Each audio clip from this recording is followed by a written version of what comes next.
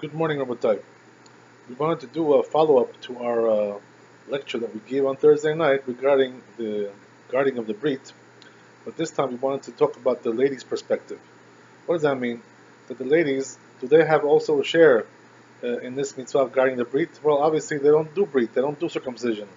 So what share do they have in this mitzvah? And also, regarding the issue of wasted seed, there's no concept like that with women, right? They don't have seed. So therefore, right, the question is, what kind of role does the woman play in the concept of Shmirat HaBrit, guarding the Brit? So the answers are, they certainly do have a very important role. It's a supporting role. And this supporting role can be in the negative side, that they can do a great deal of harm, or it can also be on the positive side, they can do a great deal of good. How does that work? That if a woman doesn't dress with modesty, when she goes outside, she flashes her body and her beauty outside to everybody. So what happens is that men are now given a big problem by this because the men have to see these things in the street, and therefore they may have come to do all kinds of bad things, bad thoughts, or all kinds of it can bring them to all kinds of wasted seed because it can bring them to lose control of their body. So because of that, a woman has a very, very central role in this, in the sense that they have to dress b'tzniut, they have to dress modestly in the street, and therefore not to cause the men to sin, and therefore to do pgam, to do harm to their brit by wasting their seed, or to having bad thoughts, or to do actually the sin itself, because one thing leads to another, right? When you see, then the heart desires, and then you want to do the next step, which is talking and so forth, so on. It goes on and on and on until they come to do a sin, and this is also can be the ultimate harm regarding the issue of the brit of harming the brit. So therefore, the women are commanded to dress modesty outside in the public, and that they shouldn't cause problems to men regarding this issue. And now there are women who will tell you, they're going to tell you like this, right? Well, it's not my fault. I mean, if he doesn't want to see, so don't look. It's not me. Don't look if you don't want to look. It's up to you.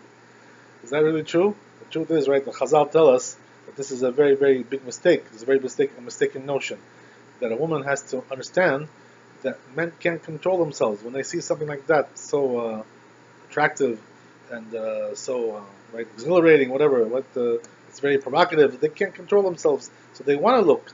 So therefore the Chazal tell us, there's a midrash in the Bamidbar Rabbah. It says over there, Gadol amachatio min orgo. What does that mean?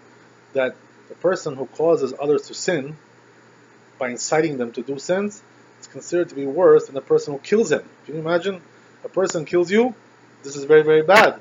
But if he causes you to sin, it's even worse. Why is that? Because if he kills you, he makes you lose olam hazeh, this world. But olam haba, you can still have. The world to come, you can still have. If he causes you to sin, though, what happens is he takes away both worlds, this world, next world, because you may die over here, and also over there you have no portion, God forbid. So therefore, the Chazal tell us, the sages tell us, that the person who causes others to sin is much, much worse than the one who kills them. So who's worse, right? Can we say, right?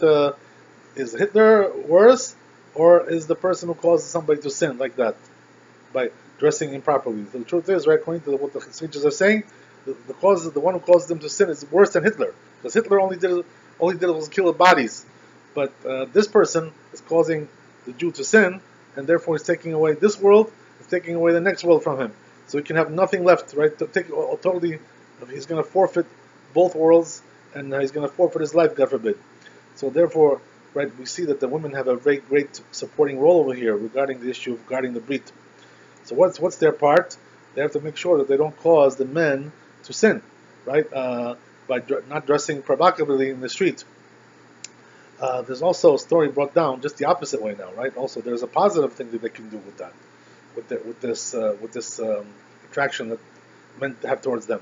We find in the Gemara, the story Masechet Ta'anit, that there was Abba Chilkiah, who was the grandson of Chonia Magil, the famous tzaddik. So it says, right, that one time the sages sent some emissaries to this man to pray for rain because they didn't have rain. There was a famine going on, so they needed somebody to effectuate, right, to bring the rain by prayers, by doing prayers. So what happened was that they went to him. They noticed one thing, right? They noticed several things over there, but the important thing over here by us is that they noticed that when when he finished his job in the field, he was working some kind of job in the field. What happened was that as he finished his job, all of a sudden his wife came out there in the field to greet him and to walk him home, right? So the question is, why does his wife have to do that to walk him home? What he's an escort? What he can't walk by himself? So therefore, the Gemara answers over there that the reason why she did this was because she came out adorned and looking nice to greet him over there. Why? So this way, right, he would pay attention to her beauty and not pay attention to the beauty of some other women. He shouldn't have to see other women. So therefore, right, she did this in order to save him from having bad thoughts and harming the Berit, right? Like we said, having bad thoughts and doing bad deeds, even God forbid, all kinds of things. So therefore, right, we see from here, this is exactly what it says in the Mishlei. Shlomo Melech, right, the wisest of all men, King Solomon, he says, the wisest of the women, she builds her house, but the foolish woman, she destroys her house. Like, what does that mean? That a woman can use her powers to be attractive, her powers to be beautiful, to build a house by doing the right thing and making her husband attracted to her, and not other people, right? Flashing herself in front of other people. This is destroying the house. But when she does it for her husband, to make herself look good for her husband, so the husband shouldn't look at other women, so here she's building her house. So everything can be used for the positive side, it can also be used for the negative side. So a wise woman has to understand that this is the way of the world, that a person has to know that there are times for this approach, there are times for a different approach, there are times for all kinds of things that have to be done in the proper manner. And if a woman does that, she knows how to do all these things properly, she builds her house, she benefits her husband.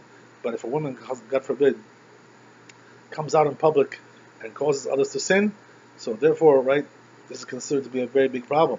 He's taking away his olam hazeh, he's taking away his olam haba. Who says this statement regarding causing other people to sin? This was Rabbi Shimon ben Yochai. He says in the Midrash over there in the Bamidbar Rabbah, where do we learn this from? That one who causes others to sin is considered to be worse than the one who kills them. Where do we get this idea from? Because there's a comparison between 4 nations that were forbidden to the Jewish people, to enter into the Jewish people. Who was that?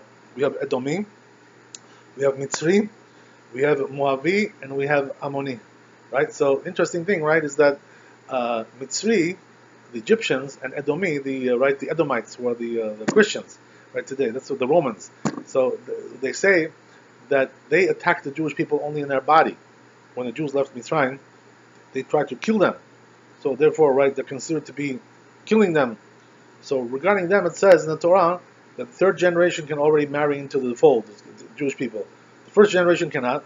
But once they wait 3 generations, the 3rd generation can already marry in. When it comes to Ammon and Moab, they sent their daughters to cause the Jewish boys to sin in the desert. The famous story goes over there, right? We're going to read that in a couple of weeks. That whole story in Parshat Pinchas. We're going to read that over there. So what happened was that there they caused the Jewish men to sin by doing sinful acts with them. So for someone, how did they do that? They came out there looking nice, the daughters of Moab, the daughters of Ammon. They tried to cause them to sin. So what do we see from there?